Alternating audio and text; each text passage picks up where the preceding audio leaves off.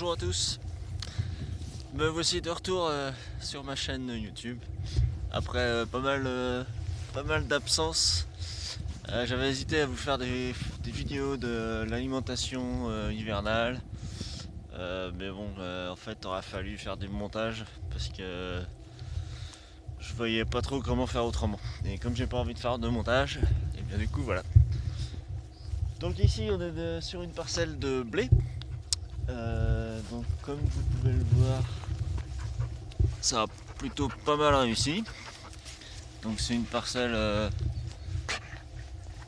en blé pur qui demanderait un petit peu d'eau pour bien faire. Ça fait déjà 6 semaines qu'on n'a pas eu d'eau à peu près. Donc on en réclame. Derrière cette parcelle là, vous allez pas voir, mais il y a une parcelle de blé févrole. Chaco, viens là. Ici, on est dans une parcelle où il y a plusieurs choses différentes. Donc ici, on est en triticale avoine poivès. Donc ça, c'est de la févrole. Ici.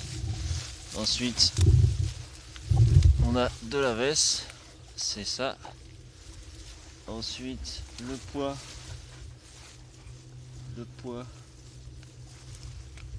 C'est ça. Donc ces trois-là, c'est des protéagineux. Ils vont nous permettre... Ils captent l'azote de l'air et ils vont nous permettre d'apporter de l'azote dans la ration des vaches. Et ensuite, on a du triticale. Du triticale. Hop, ressemble à ça. Et de l'avoine qui ressemble au triticale. Voilà. Donc là, il y a à peu près le tour du champ. Et puis, il n'y a pas une grosse surface en triticale avoine poivès. Ensuite, ici, on est en triticale pois. Et puis plus loin dans le champ, on a du triticale pur. Alors l'objectif de tout ça, c'est qu'en fait, l'année prochaine, si je récupère la récolte de triticale avoine poivès, j'aurai pas les bonnes proportions, il y aura trop de veste par exemple. Il n'y aura pas forcément la bonne quantité de févrole non plus, donc du coup je vais repartir sur un triticale pois auquel je vais ajouter sans doute du triticale parce qu'il y aura sans doute trop de pois. Et ensuite je rajouterai un petit peu de triticale avoine poivès en faisant en sorte qu'il n'y ait pas trop d'avoine, pas trop de veste et pas trop de févrole quoi. Voilà. Et puis en fait tous les ans je fonctionne comme ça. Enfin à l'avenir tous les ans je vais fonctionner comme ça. En diminuant éventuellement la partie triticale avoine poivès févrole.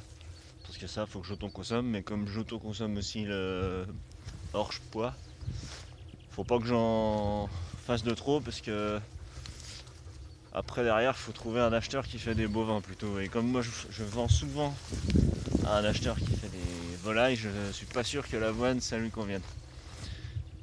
Et l'orge ne lui convient pas non plus pour ces volailles.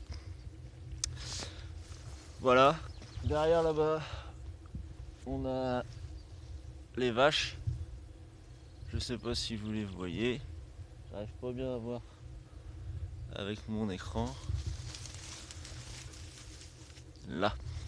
Donc là c'est un lot de vaches